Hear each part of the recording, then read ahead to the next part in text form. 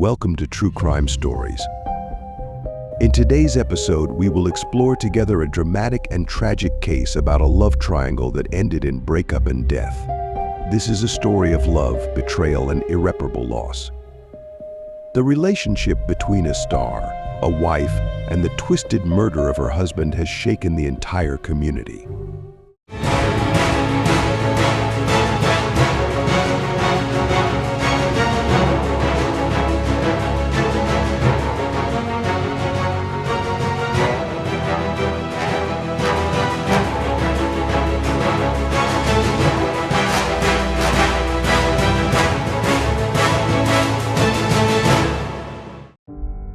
Our story begins with Dave Marcherson, a 58-year-old financial analyst living in the town of Fishers, Indiana. Fishers is a small community where everyone knows each other, and Dave is a respected and loved figure. He was a calm man, known for his sharp intelligence and composure in all situations. His career took him to a high position at a prestigious financial firm in Indianapolis, where he worked for many years. However, behind the family door, Dave's life is much more complicated than outsiders can imagine. Dave lives with his second wife, Vivie, a charming but mysterious woman. Vivie is a sophisticated and highly aesthetic woman who always knows how to make everything around her perfect. However, the marriage between Dave and Vivie was not always smooth. They had disagreements and conflicts that only those close to them knew about. Besides that, Dave has two adult children from his first marriage, Jason and Lana. Even though he divorced his first wife, Dave still maintains a close relationship with his children. Jason, 25, is trying to find direction in his career, and his relationship with his father is somewhat complicated. Jason feels like he always lives under his father's big shadow, and this sometimes makes him feel pressured and dissatisfied. On the contrary, 24-year-old Lana is very close to her father. She admired him not only for his career successes but also for his devotion and love for his family. Dave is a family man who always puts family first. Although work takes up most of his time, he always tries to spend time with his loved ones. Dave loved peaceful evenings by the fire, reading detective novels by authors he admired such as Agatha Christie and Arthur Conan Doyle. His favorite book is The Hound of the Baskervilles, a story full of mystery and suspense that he has read over and over again. In addition, Dave also has a passion for chess. He regularly visits the local chess club to play with longtime friends. For Dave, chess is not just a game but also a way to exercise the mind and relieve stress. Every time Christmas approaches, Dave becomes especially excited. He loves the cozy atmosphere and family traditions of this holiday. Dave is usually the first to prepare the Christmas tree, decorating every smallest detail with joy. He especially enjoys classic Christmas movies like It's a Wonderful Life and even action movies like Die Hard for him. The moments spent together with his family under the Christmas tree lights are the most precious things. On December 20th, 2007, Dave was preparing to attend a Christmas party at his office. His spirit was very excited. He even chose a special tie with an image of Santa Claus to add more vibrancy. Dave looks forward to meeting his colleagues and enjoying the fun party atmosphere. Dave's final days were filled with joy and anticipation as he eagerly planned a Christmas vacation with his family. However, Dave's seemingly perfect life on the outside hides dark secrets. Behind his friendly smile and calm look are things that no one can expect. The morning of December 21st, 2007, was a cold and gloomy day in Fishers, Indiana. Snow falls lightly, covering the ground white, creating a peaceful scene, but inside the Marcherson family's house, everything is not as it seems. Christmas decorations sparkle with lights, and soft holiday tunes play on the radio. The work Marcherson, Dave's 24-year-old daughter, woke up early with plans to complete some work for her event planning company. She had planned to meet a friend at Applebee's for lunch after work. As she walked down the stairs, she noticed that her father still hadn't woken up. This worried her because he was always the first person in the house to get up early. She walked down the stairs, ready to start a new day with her plans in mind, but something wasn't right. Her father, Dave, was usually an early riser, but this morning he hadn't gotten out of bed yet. Worried, Lana approached the living room and discovered her father lying motionless on the sofa. It looked as if he was sleeping, but when she gently called his name, he did not react. A feeling of anxiety rose within Lana as she approached and touched her father's shoulder, but as her hand touched his cold skin, panic began to set in. She immediately checked his pulse, but couldn't feel anything. Overwhelmed with fear and confusion, she quickly called 911. Her voice trembled as she told the dispatcher, "My dad's not breathing." "I think he's dead." Tears rolled down her cheeks as she waited for help to arrive. The dispatcher reassured her that rescue workers would arrive shortly. Just a few minutes later, medical staff arrived at the scene and quickly confirmed that Dave had passed away. The sudden loss left Lana in a state of shock. She couldn't believe that her father, who was healthy and happy just yesterday, could pass away so suddenly. The tears continued to fall as she tried to understand what had happened. News of Dave's death spread quickly throughout the community. Friends and neighbors began to gather outside the house, chatting loudly.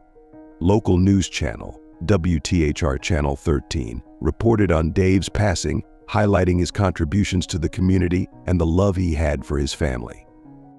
Lana's discovery of her father's body became an unforgettable moment of pain. Detective Billy Pestian, a veteran investigator with the Fishers Police Department, was called to the scene to investigate. Billy is known for his meticulous attention to detail and calm demeanor in all situations. When he arrived at Marcherson's house, he found a cozy, festive scene with twinkling Christmas lights and a beautifully decorated tree. However, something makes Billy feel uneasy. Dave's body lay on the sofa, looking peaceful as if he were sleeping. There were no signs of a struggle or any injuries on the body, but Billy was not easily fooled by appearances. During his investigation, Billy noticed a cup of tea still on the coffee table next to Dave. This does not seem appropriate for the current situation. He immediately directed the forensic team to collect the teacup and any other potential evidence for further analysis. Billy then turned his attention to Lana, who was still in shock and was comforted by a neighbor. He gently asked her about the events leading up to the discovery of her father's body. Lana explained that she found her father that morning and immediately called 911. She said that the night before, Dave seemed completely normal and was looking forward to the office Christmas party.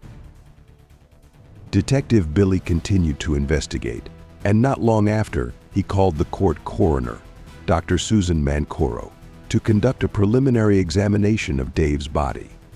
Dr. Mancoro is an experienced professional known for his meticulousness and care. Upon examination, she noticed an unusual discoloration on Dave's skin. This makes her suspect that Dave may have been poisoned. She immediately took samples to conduct toxicology tests.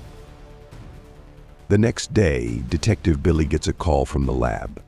A preliminary toxicology report showed that Dave contained a rare toxin in his body, confirming Dr. Mancoro's suspicions. This discovery changed the entire direction of the investigation, turning it from a natural death into a suspected murder. Immediately, the first suspect that Detective Billy Pestian and his team targeted was Vivie Marcherson, Dave's second wife. Vivie, 39, is known for her charming appearance and sociable personality. She is a successful event organizer and is very popular in the community. But underneath that friendly exterior, Vivie's personal life is much more complicated than others see. Billy and his team arrive at Vivie's office in Fishers, where she is busy preparing for a local event. The office is brightly decorated for the holidays with twinkling lights and festive decorations. Vivie greeted them with a warm smile, but Billy could see the worry in her eyes. They asked her to go to the police station for questioning. Detective Billy Pestian began the interrogation with a calm exterior, but inside was cautious and highly focused. Sitting across from Vivie Marcherson Greaves, Dave's young wife, he showed no emotion as he listened to her recount the events that happened the night before Dave died. Vivie explained that they had a quiet evening at home, watching their usual Hallmark movies and enjoying the cozy holiday atmosphere. When asked about her relationship with Dave, Vivie doesn't hesitate to describe it as a loving, supportive relationship.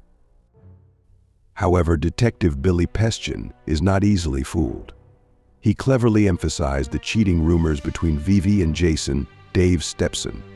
Immediately, the detective noticed a slight change in Vivie's demeanor. Despite trying to keep her composure, Vivie denied any romantic relationship with Jason, insisting that their relationship was simply based on a common interest in event planning. But her answers were somewhat vague and evasive, making Detective Billy Pestian even more suspicious. The interrogation continued with questions about the teacup found next to Dave's body. Vivie hesitated for a moment before explaining that drinking tea before bed was Dave's nightly routine. She affirmed that she did not know how the poison could get into that cup of tea. Detective Billy Pestian noticed the growing anxiety on Vivie's face, and he felt that her answers seemed to have been prepared in advance. Gradually, Vivie's motives become clearer. If she truly had a relationship with Jason, Dave's death could open the door to freeing her from a loveless marriage, allowing her to be openly with Jason. Furthermore, Detective Billy Pestian discovered that Dave had a substantial life insurance policy, with Vivie as the beneficiary. Although Vivie tries to remain calm, her vague answers and hidden motives make her a prime suspect in the eyes of detectives. The investigation into Vivie Marcherson Greaves has just begun, and Detective Billy Pestian is determined to find the truth behind Dave's death. To do this, they knew they needed to dig deeper into Vivie's personal life and her complicated relationship with Jason. The next steps will include interviewing multiple people involved and looking for any inconsistencies in Vivie's story. Not stopping there, Detective Billy Pestian and his team turned their attention to Jason Marcherson, Dave's 25-year-old son. Jason, a man known for his intelligence and resourcefulness, has a complicated relationship with his father. In the past, Jason was hospitalized for mental health treatment, and recently, his romantic relationship with his stepmother Vivie made the situation even more tense. When Detective Billy Pestian and his team arrived at Jason's apartment in downtown Indianapolis, Jason greeted them with alarm, well aware of the seriousness of the situation. The detective asked Jason to go to the police station for questioning. Here, Jason appeared calm but cautious when answering questions. He explained that the night before Dave died, he was in his apartment working on a project.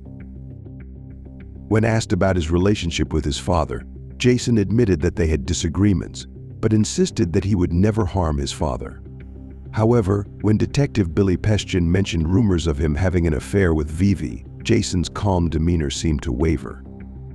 Jason admits that he had feelings for Vivie but denies any involvement in Dave's death. He confirmed that his relationship with Vivie was consensual and that they planned to talk to Dave about the relationship after the holidays. The interrogation continues with Detective Billy Pestian delving into Jason's recent financial troubles. Jason admitted that he struggled with marijuana addiction and borrowed money from his father to support the habit. He also admitted that he blackmailed Vivie by threatening to reveal their relationship if she did not pay him. This further clarifies Jason's motives. If Dave is gone, Jason can easily access greater financial resources and maintain a relationship with Vivie without fear of discovery. Detective Billy Pestian realizes that both Vivie and Jason have clear motives for wanting Dave gone. But to prove who was behind the incident, he knew it was necessary to continue investigating, collect more evidence, and clarify every hidden corner in this complicated story. Jason Marcherson had recently purchased a large quantity of a rare poison found in Dave's body, further raising suspicions about his motives.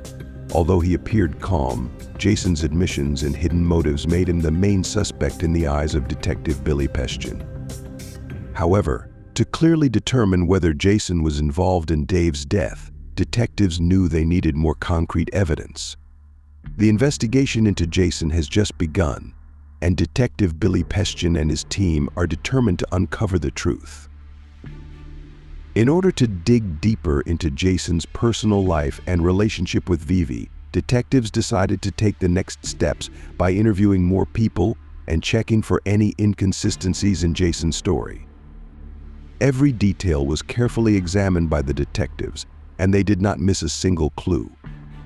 Step by step, the investigative team is committed to uncovering the truth to bring justice to Dave Marcherson and unravel the real story behind his tragic death on December 23, 2007, just 2 days before Christmas.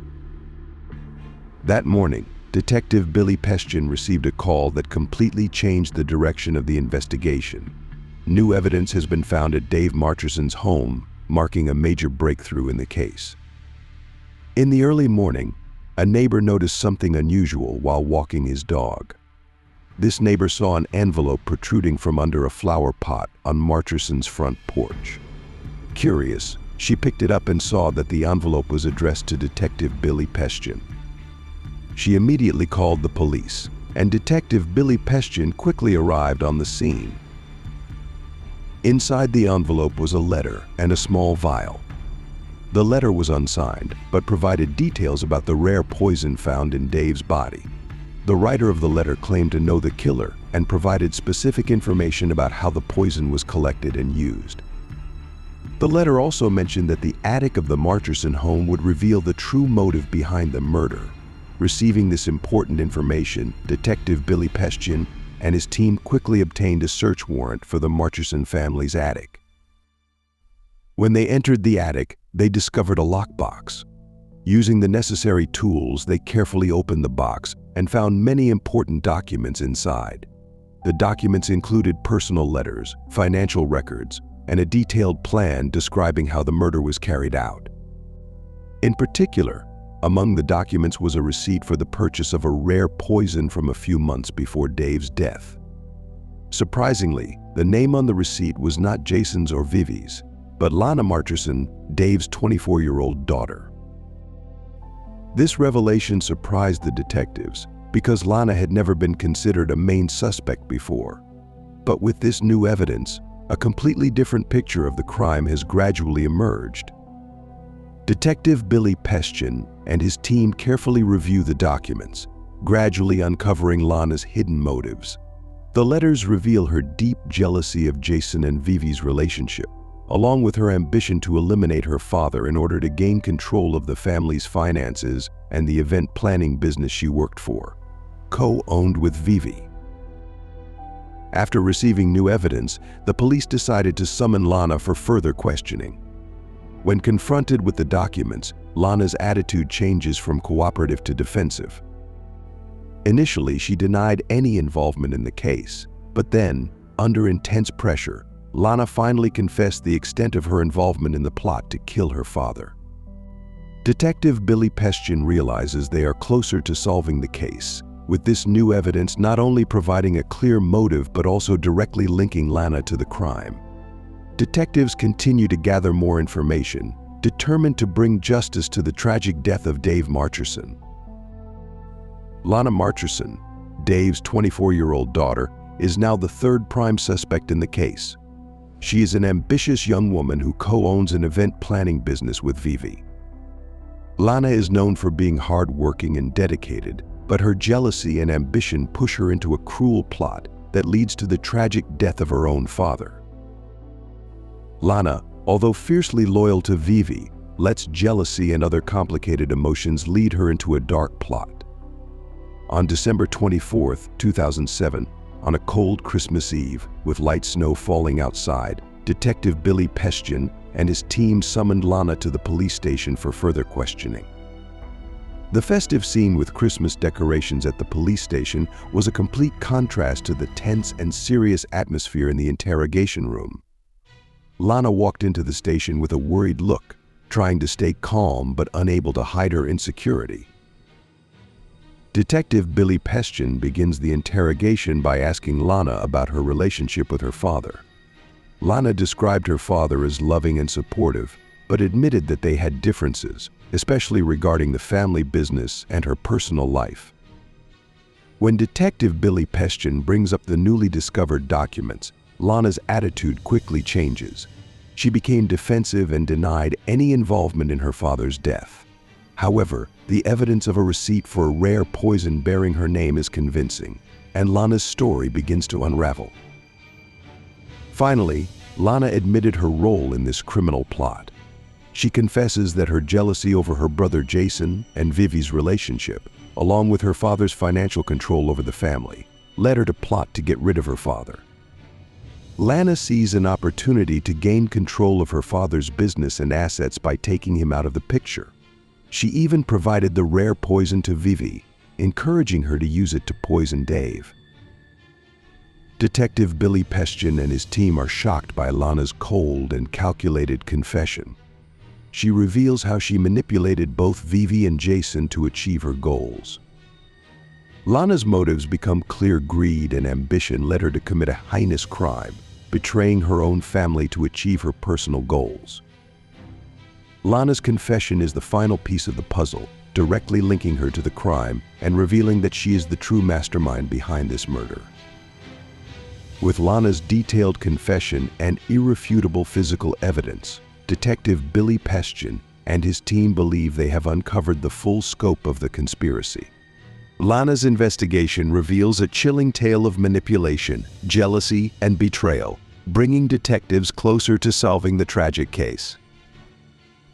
On the morning of December 25, 2007, on a quiet, snowy Christmas morning in Fishers, Indiana, Detective Billy Pestian and his team gathered enough evidence to identify the murderer. The villain is none other than Vivie Marcherson, Dave's 19-year-old wife. Her motivation is a combination of desperation to escape a loveless marriage and a desire to be with her stepson. Vivie carefully planned this crime, along with the help of Lana, Dave's daughter. She buys the rare toxin and mixes it into Dave's favorite evening tea. The poison causes a slow and painful death, which initially appears natural due to its symptoms. Vivie thought she had planned the perfect crime, but the evidence gathered told a different story. Before going to Marcherson's house to arrest Vivie, Detective Billy Pestian reviewed all the evidence again. Detailed plans found in the attic, toxicology reports, and receipts for rare toxins all point to Vivie's involvement. Detectives are ready to bring her to justice. As Detective Billy Pestian and his team approached the Marcherson family home, they saw twinkling Christmas lights, creating a festive scene that contrasted with the tension and seriousness of the situation. They knocked on the door, and Vivie opened it, not knowing that her moment of facing justice had come. When Vivie Marcherson opened the door and saw the detectives standing in front of her house, her face showed surprise and fear. "Vivie Marcherson, you are under arrest for murder," Detective Billy Pestian announced. Vivie was shocked, but quickly regained her composure as she was handcuffed and led to the police car. Neighbors watched in disbelief as the woman they once knew was taken away. At the police station, Vivie is questioned again. "Lana, all the evidence has been presented to you." Unable to bear the pressure, Vivie collapsed and confessed her crime. She admitted to poisoning Dave so she could be with Jason and escape her unhappy marriage. She also revealed that Jason blackmailed her to get money to support his drug addiction. Feeling trapped and betrayed, Vivie had hoped that confessing might bring her some leniency. The reaction from Dave's family was a mixture of relief and sadness. Dave's children, Jason and Lana, are devastated by betrayal and loss. Neighbors and friends who knew the Marcherson family were shocked to learn the horrifying truth. The small town of Fishers, Indiana, is rocked by news of a murder and dark secrets come to light.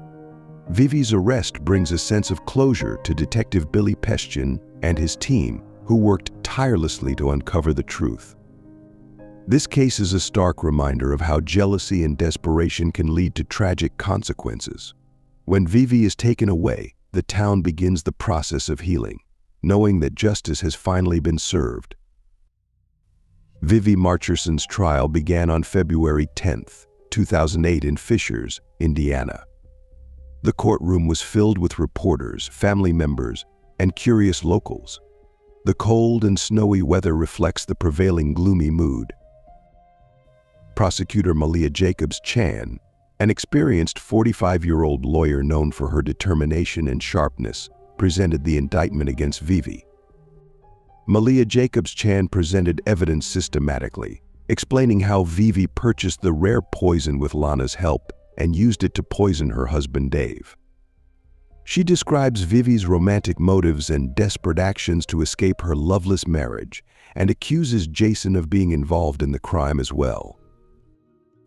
Defense attorney Mickey Mouse Brown, a man known for defending difficult cases, argued that Vivie was coerced by Jason and Lana. He portrayed Vivie as a victim of manipulation, acting out of desperation and fear. Brown attempted to undermine the timeline and motive presented by the prosecution, claiming that Jason and Lana were the real masterminds behind this crime. The courtroom became tense as the trial continued. Dave's family sat in the front row, their faces mixed with sadness and anger.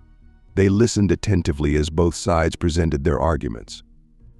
The jury, visibly influenced by the emotional testimony and detailed evidence, spent several days deliberating before reaching its conclusion. On February 20th, 2008, a jury found Vivie Marcherson guilty of first-degree murder. As the verdict was read, Vivie Marcherson Greaves showed little emotion, but her pale face and shaking hands revealed deep fear. The judge sentenced Vivie to life in prison without the possibility of parole. Although the verdict brings a sense of justice to Dave's family, the pain of his loss remains a profound sadness. The verdict shocked the community, and Dave's children, Jason and Lana, were both severely affected. Jason, who struggled with drug addiction, found it difficult to cope with his feelings of guilt and shame. Lana, although she cooperated with the authorities, felt deep shame and regret for her actions. Lana's cooperation resulted in a lighter sentence and reduced sentence, but the end of the trial marked the end of a tragic chapter for the Marin family. The small town of Fishers, Indiana, is left to grapple with shocking events and dark secrets that come to light. The case was widely covered in the media, with local news outlets and stations reporting details of the trial and its aftermath. In the end, justice was served, but the scars left behind still take a long time to heal. The Marin family and the Fishers community will forever remember the tragic story that led to Dave's tragic death. After a life of ordeal, the Fishers gradually returned to normal, but the aftermath of the case left deep scars on the Marin family. Dave's 25-year-old son, Jason, has faced increasing difficulty in dealing with his addiction. His life became more difficult after the trial, and he decided to check into a rehabilitation center in Indianapolis in hopes of overcoming his addiction and starting a new path to recovery. Although this road is long and full of challenges, Jason is determined to change his life. Dave's 24-year-old daughter, Lana, faces a series of challenges. Even though her murderous role and Vivie's manipulations were exposed during the trial, and even though she cooperated with the authorities to get a reduced sentence, Lana still felt deep remorse. She plans to use her time in prison to reflect and recover. Vivie Marcherson Greaves, currently serving a life sentence, spends much of her time reflecting on the choices that led to her imprisonment. Vivie participates in a prison program that focuses on education and personal development. Though she never leaves prison, she hopes to find some form of redemption. The town of Fishers, Indiana, begins to heal from the tragedy. Residents, although shocked by the events, came together in support and organized community events, helping to restore a sense of solidarity and morality. The case, while it left a lasting impact on all involved, also emphasized the importance of redemption, justice, and the strength of the human spirit. Thank you for joining us on this episode of True Crime.